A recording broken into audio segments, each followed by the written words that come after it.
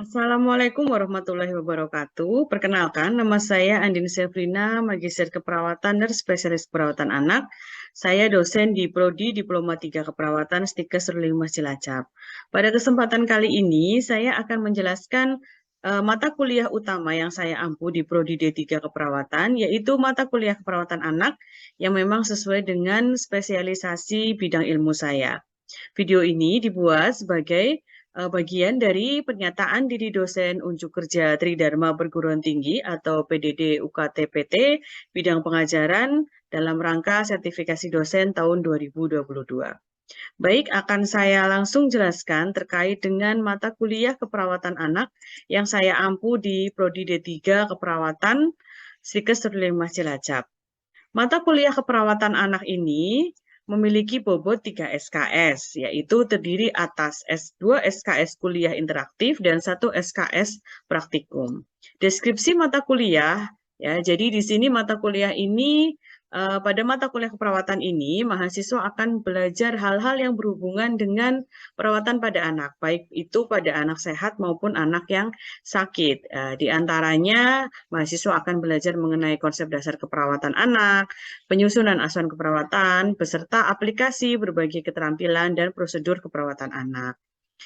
Adapun capaian pembelajaran CPL dalam mata kuliah perawatan anak ini terdiri atas capaian pembelajaran pengetahuan, keterampilan umum, dan keterampilan khusus. Untuk pengetahuan, mahasiswa dan nantinya lulusan diharapkan dapat menguasai konsep asuhan keperawatan klien dalam rentang sehat dan sakit pada berbagai tingkatan usia. Dalam hal ini berarti tingkatan usia anak, mulai dari anak lahir sampai dengan usia 18 tahun.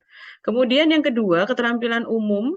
Ya, capaian pembelajaran keterampilan umum yang pertama, diharapkan mahasiswa dan juga lulusan mampu menerapkan pemikiran logis, kritis, sistematis, dan inovatif dalam konteks pengembangan atau implementasi ilmu pengetahuan dan teknologi yang juga memperhatikan serta menerapkan nilai-nilai humaniora yang sesuai dengan bidang keahliannya. Dalam hal ini adalah bidang keahlian di keperawatan. Yang berikutnya untuk capaian pembelajaran keterampilan umum yang kedua, mahasiswa dan juga nantinya lulusan diharapkan mampu menunjukkan kinerja yang mandiri, bermutu, serta terukur. Yang berikutnya lagi untuk capaian pembelajaran keterampilan khusus ada dua juga. Yang pertama adalah mahasiswa dan juga nantinya lulusan diharapkan mampu memberikan asuhan keperawatan kepada individu, baik kepada individu, keluarga, kepada kelompok, ya baik yang sehat dan sakit, dengan memperhatikan berbagai aspek, mulai dari aspek biologis, psikologis, sosial, kultural, serta spiritual, yang juga menjamin keselamatan klien atau dalam hal ini disebut dengan patient safety yang sesuai dengan standar keperawatan yang sudah ada sebelumnya. Kemudian untuk capaian pembelajaran lulusan keterampilan khusus 2, yang kedua, yaitu mampu mengelola asuhan keperawatan sesuai dengan kewenangan klinisnya, dalam hal ini kewenangan klinis untuk D3 keperawatan. Selanjutnya untuk capaian pembelajaran mata kuliah ada 8. Yang pertama, mahasiswa nanti diharapkan mampu menjelaskan konsep dasar keperawatan anak, mampu menjelaskan konsep neonatus esensial, mampu menjelaskan konsep keperawatan anak, konsep asuhan keperawatan anak sehat dan juga anak sakit, kemudian mampu menjelaskan sistem perlindungan anak. Yang berikutnya, mahasiswa juga diharapkan mampu menjelaskan peran perawat anak, kemudian mahasiswa juga diharapkan mampu melakukan prosedur screening pertumbuhan dan perkembangan pada anak. Kemudian mahasiswa diharapkan nantinya mampu melakukan berbagai macam prosedur pelaksanaan asuhan keperawatan pada bayi baru lahir berdasarkan konsep-konsep neonatus esensial. Dan yang terakhir adalah diharapkan mahasiswa itu mampu menyusun dan melakukan tindakan asuhan keperawatan pada anak, ya terutama anak sakit dengan berbagai kasusnya. Misalnya pada anak sakit gangguan pernapasan, gangguan persarafan, gangguan pencernaan, dan gangguan-gangguan yang lainnya. Nah, dari capaian pembelajaran lulusan dan juga capaian pembelajaran mata kuliah, disusunlah ada kurang lebihnya ada 10 bahan kajian, di mana bahan kajian ini juga isinya disesuaikan dengan dinamika ilmu pengetahuan yang terkini. Bahan kajian tersebut diantaranya ada konsep dasar keperawatan anak, seperti filosofi keperawatan anak, tren dan isu terkini, konsep hospitalisasi, hingga konsep bermain.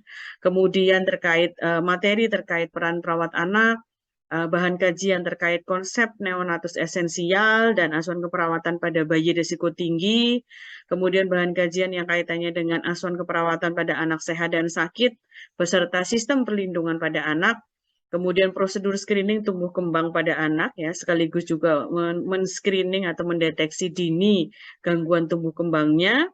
Kemudian juga ada bahan kajian terkait dengan tindakan-tindakan atau prosedur-prosedur keperawatan pada asuhan keperawatan pada bayi berdasarkan neonatus esensial.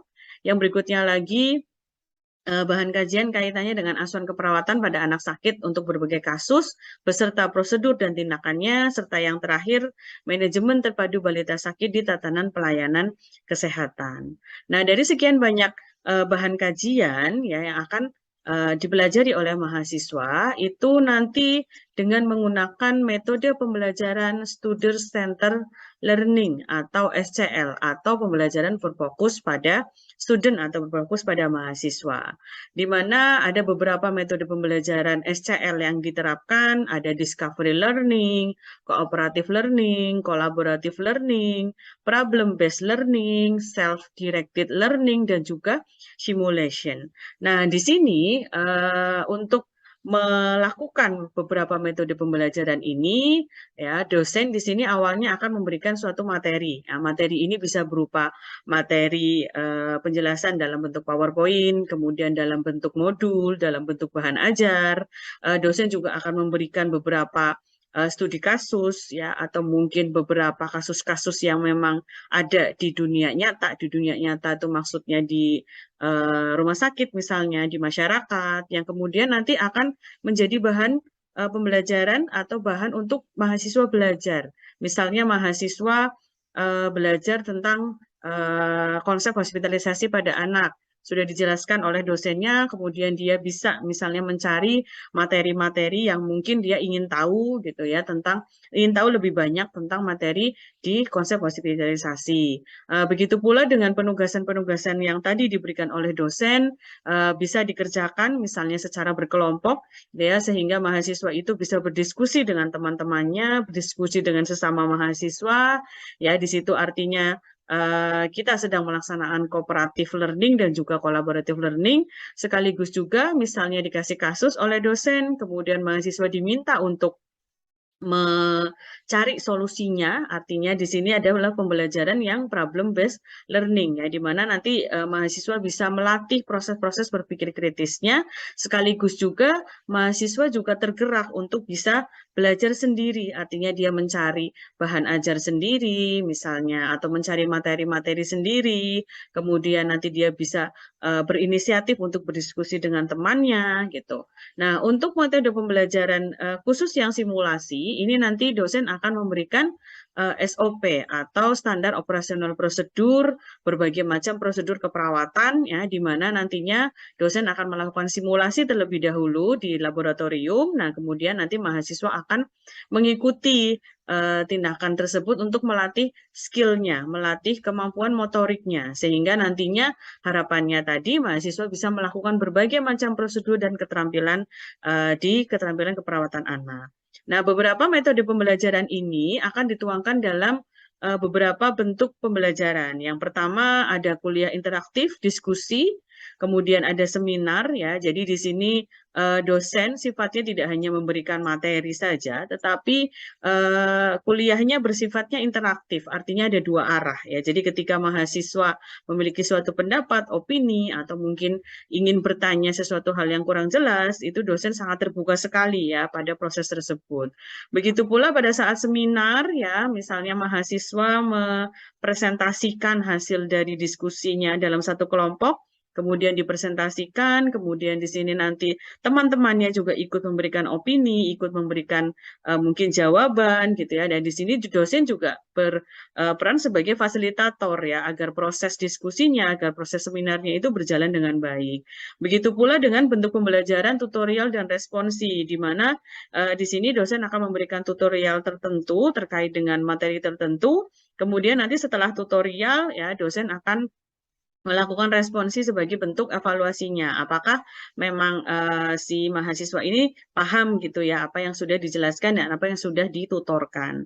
Sedangkan untuk bentuk pembelajaran praktikum laboratorium tadi yang sudah saya jelaskan, dosen melakukan simulasi, bukan stimulasi ya, melakukan simulasi terlebih dahulu, kemudian nanti mahasiswa juga bisa melakukan tindakan yang sesuai dengan simulasi yang sudah dipraktekkan oleh dosen, yang sesuai juga dengan standar operasional prosedur yang juga diberikan oleh dosen. Nah, masing-masing dari bentuk pembelajaran dan juga tadi metode pembelajaran yang sudah diterapkan, itu juga tentunya nanti akan dievaluasi. Evaluasinya itu baik dalam bentuk evaluasi dari penugasannya, ya, dari misalnya dari makalahnya, sistematikanya, isi dari makalahnya itu sendiri, kemudian dari proses diskusinya, misalnya pada saat seminar, misalnya pada saat tanya jawab, itu juga nanti akan dinilai juga. Begitu pula dengan ketika praktek laboratorium, itu nanti juga skillnya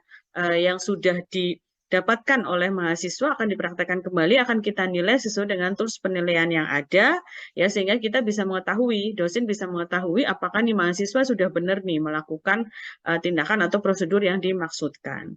Nah, untuk bentuk evaluasi dan bobot penilaiannya, ada bentuk tes tertulis yaitu untuk UTS dan UAS dengan bobot penilaiannya 25% untuk UTS dan UAS 30%.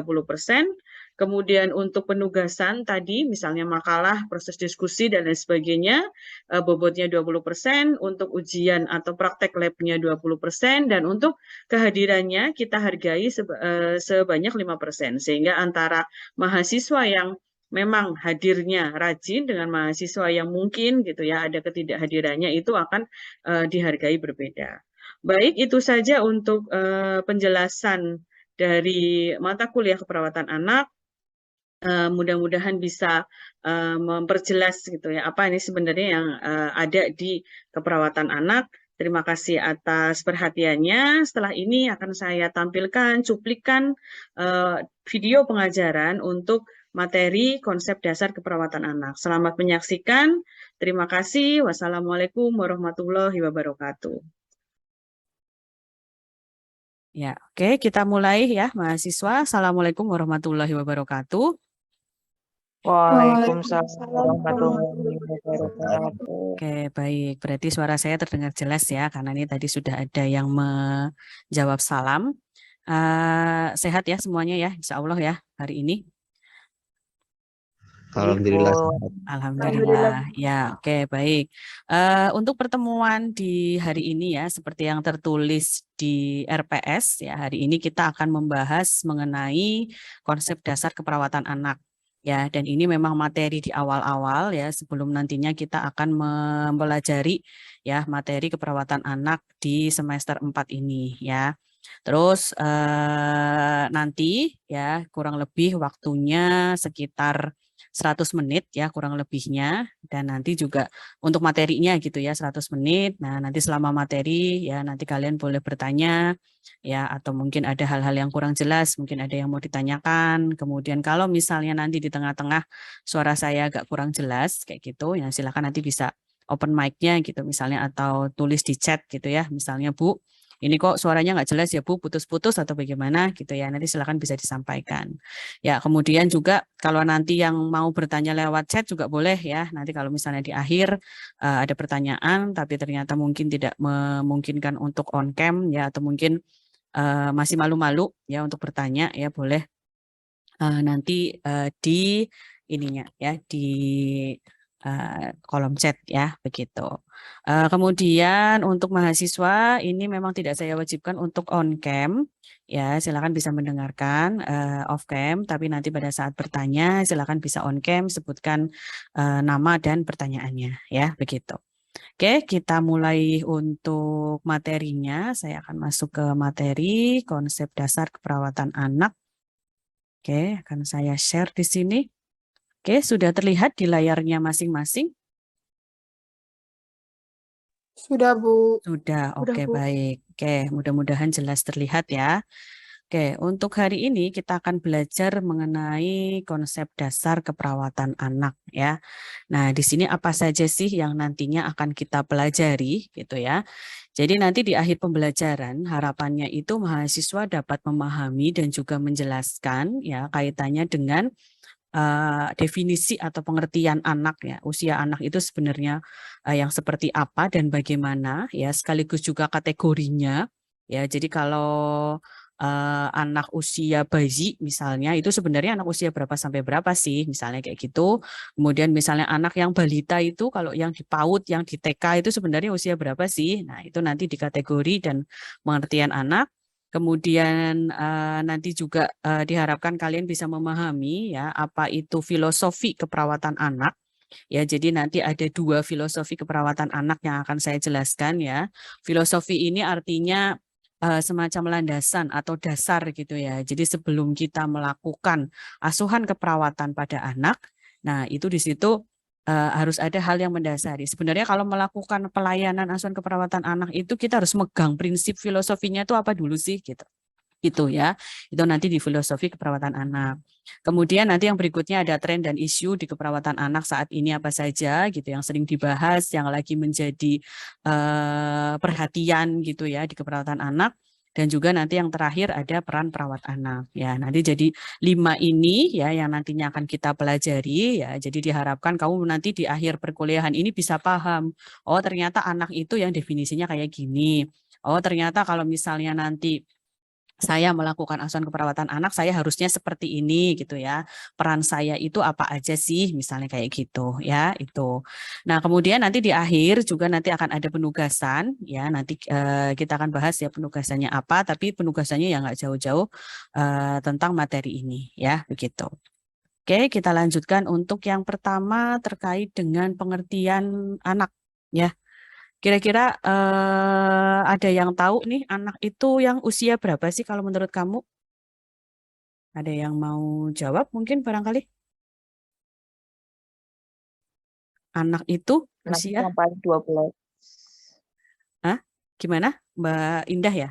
Usia berapa Indah? 6 sampai 12. 6 6 sampai sampai 12. 12. Oke, ada yang punya pendapat lain nih. Kalau kata Mbak Indah ada 6 sampai 12. Berarti kalau yang usianya di bawah itu bukan anak ya, tapi masih bayi gitu. Ada mungkin yang punya Iya, pendapat lain. balita. Balita ya, bayi. Ada yang punya pendapat lain nggak? Baru Indah aja ya. Oke, langsung kita masuk aja nih ke beberapa pengertian anak ya. Nah, tadi kalau yang disebutkan oleh Indah 6 sampai 12 tahun ya itu memang benar masuk dalam kategori anak gitu ya. Cuma gitu ya, ada cumanya nih ya. Cuma itu adalah anak usia sekolah ya. Karena kan anak usia 6 sampai 12 tahun itu sudah mulai masuk ke usia kalau di Indonesia itu ya sekolah dasar gitu ya atau usia school atau usia sekolah. Nah, sebenarnya kalau yang tadi disebutin sama Indah, misalnya yang balita, yang bayi yang tadi saya sebutin itu masuk anak apa enggak? Nah, ini ya kita mulai dulu dari beberapa pengertian anak berdasarkan arti kata di dalam kamus ya dan berdasarkan peraturan perundang-undangan yang berlaku di Indonesia ya karena kita hidupnya di Indonesia jadi kita bahas lebih banyak peraturannya yang ada di Indonesia. Oke, yang berikutnya kita masuk ke filosofi keperawatan anak ya. Jadi ada 2 filosofi pokok ya di keperawatan anak yang menjadi acuan saat perawat itu memberikan asuhan dan pelayanan keperawatan. Ya, yang pertama filosofinya ya kita sebutnya dengan FCC atau Family Center Care. Ya, FCC di sini memiliki arti bahwa ketika kita melakukan perawatan, itu kita berfokus pada perawatan berfokus pada keluarga, artinya ya, family center care. Ya, filosofi ini menganggap bahwa keluarga itu merupakan bagian yang tidak terpisahkan ya dari kehidupan anak ya. Artinya tidak terpisahkan itu ya kalau ada anak ya pasti ada keluarga. Ya, di sini kan anak itu memang belum bisa mengambil keputusan sendiri. Sehingga gitu ya, segala sesuatu yang berkaitan dengan kesehatannya si anak itu pasti akan melibatkan orang tua. Karena di sini yang akan apa istilahnya ya, yang akan memutuskan bagaimana nasib si anak, bagaimana nanti anak dirawat, itu kan dari keluarga. Makanya misalnya ke klinik misalnya gitu, sebelum dibawa ke rumah sakit misalnya kayak gitu. Nah, itu artinya memberdayakan atau empowerment. Ya, kemudian filosofi yang kedua, ya tadi yang pertama FCC, yang kedua adalah atraumatic care. Atraumatic care ini perawatan atraumatik atau proses keperawatan yang tidak menimbulkan atau meminimalkan trauma fisik maupun psikologis pada anak dan keluarga. Ya, jadi di sini ketika kita melakukan semua tindakan asuhan keperawatan, ya mulai dari pengkajian sampai dengan evaluasi nantinya, implementasi evaluasi, itu sebisa mungkin ya kita mengurangi trauma fisiknya sama trauma psikologisnya anak. Ya, jadi tujuan utama dari perawatan atraumatik ini adalah tidak membahayakan anak dan juga keluarga, ya baik secara fisik maupun secara mentalnya selama proses perawatan.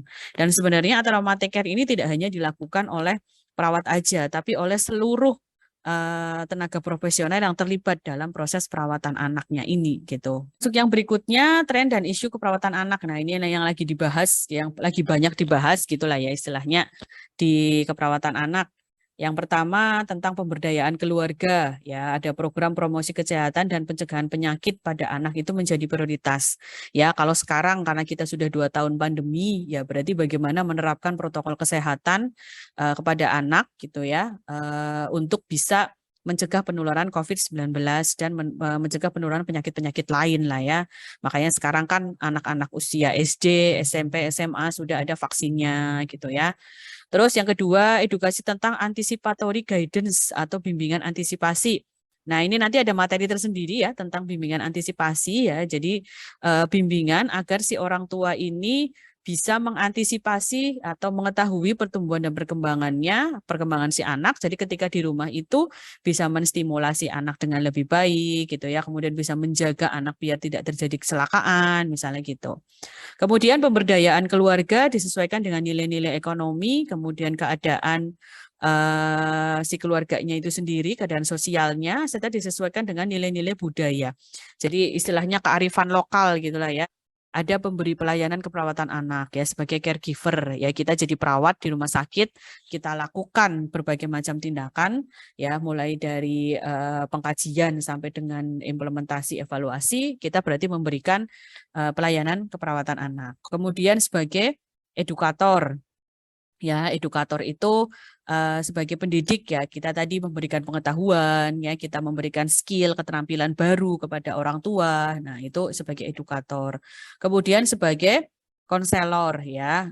Konselor sama edukator itu berbeda ya. Jadi kalau edukator kita mentransfer ilmu pengetahuan, kalau konselor ini sifatnya berkonsultasi. Jadi kita itu mencari pemecahan masalah dari masalah yang dihadapi oleh keluarga dan anak, kemudian solusinya itu yang sesuai nih sama kondisi yang sedang dihadapi, sesuai dengan kondisi ekonominya, sesuai dengan kondisi yang memang saat ini ada gitu ya. Jadi tidak muluk-muluk gitulah ya, apa yang bisa dilakukan solusinya ya gitu. Oke, sampai di sini ada yang mau ditanyakan terlebih dahulu terkait dengan materinya sebelum nanti saya jelaskan untuk tugasnya. Silakan kalau ada yang mau bertanya. Ya, silakan. Sok langsung nanya aja. Misalnya tadi terkait dengan filosofi keperawatan anak, ya terkait dengan tadi apa lagi ya, atraumatic care, ya salah satu bentuk filosofi keperawatan anak kan atraumatic care gitu. Ya silakan kalau ada yang mau bertanya, yuk nanya aja. Kalau ada yang belum jelas, saya yang nanya ya. Nanti boleh ada yang jawab. Tadi filosofi keperawatan anak itu kan ada 2 ya, ada family center care, ada atraumatic care. Ya, yang tadi juga saya sudah jelaskan pengertiannya beberapa gitu ya. Kalau yang atraumatic care, nah itu pengertiannya apa tuh? Ya, silakan dijawab pengertian atraumatic care.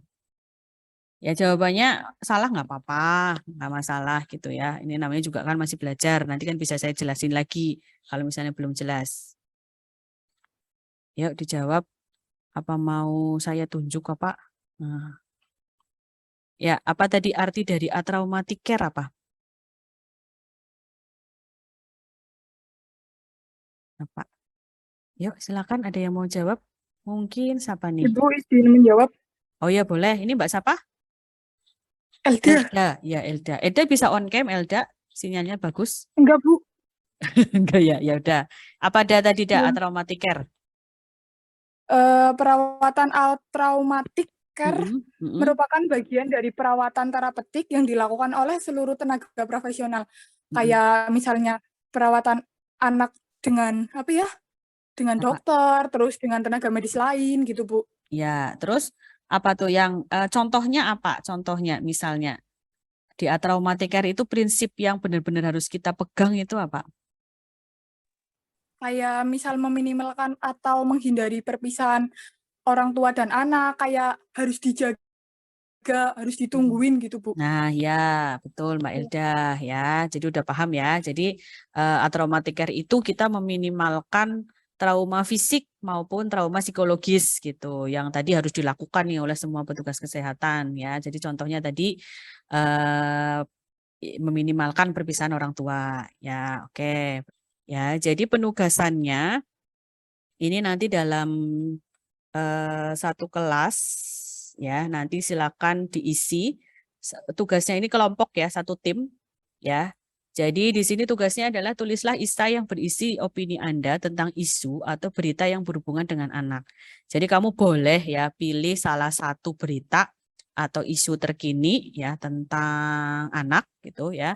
Boleh misalnya ada isu atau berita tentang misalnya gitu ya perkosaan yang dilakukan anak SD ke anak yang lebih kecil lagi misalnya gitu. Terus kemudian mungkin saya pengen tentang inilah Bu COVID pada anak kayak gitu misalnya. Atau mungkin kamu nemu jurnal misalnya kayak gitu ya, nemu jurnal yang kaitannya sama hal baru yang kamu belum pernah baca sebelumnya yang tentang anak, boleh nanti silakan dipilih. Kemudian silakan tulis esainya yang berisi opini ya. Esainya ini cukup 1000 kata gitu. Ya, hanya 1000 kata, aja. Ya, hanya 1000 kata, kemudian nanti dikumpulkan di e-kampus atau e-learning yang ada. Ya, nanti di situ sudah ada deadline-nya juga. Ya, nah nanti ini untuk satu timnya ini nanti terserah ya. Jadi tidak harus urut absen, tidak harus siapa dengan siapa gitu. Pokoknya satu tim itu berisi 3 orang mahasiswa. Oke, begitu ya, paham ya untuk tugasnya. Nanti silakan bisa dilihat di e-learning atau di e-kampusnya untuk pengumpulan tugasnya.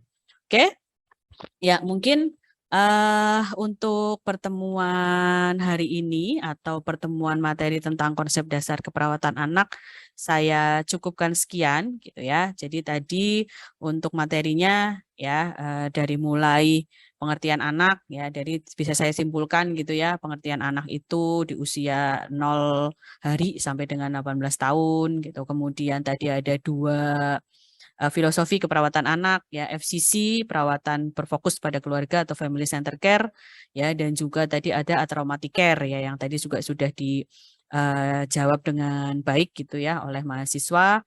Kemudian peran perawat mulai dari edukator, mulai dari pemberi pelayanan, advokat, konselor gitu ya. Tadi juga sudah dijawab dengan jelas ya, termasuk juga nanti untuk tren dan isunya dari mulai penggunaan teknologi, kemudian isu tentang perawatan anak dengan COVID-19 ya, dan juga hasil-hasil penelitian, hasil-hasil evidence based practice yang harus kita gunakan ya ketika kita melakukan asuhan keperawatan pada anak. Oke, kemudian untuk tugasnya jangan lupa untuk dikerjakan.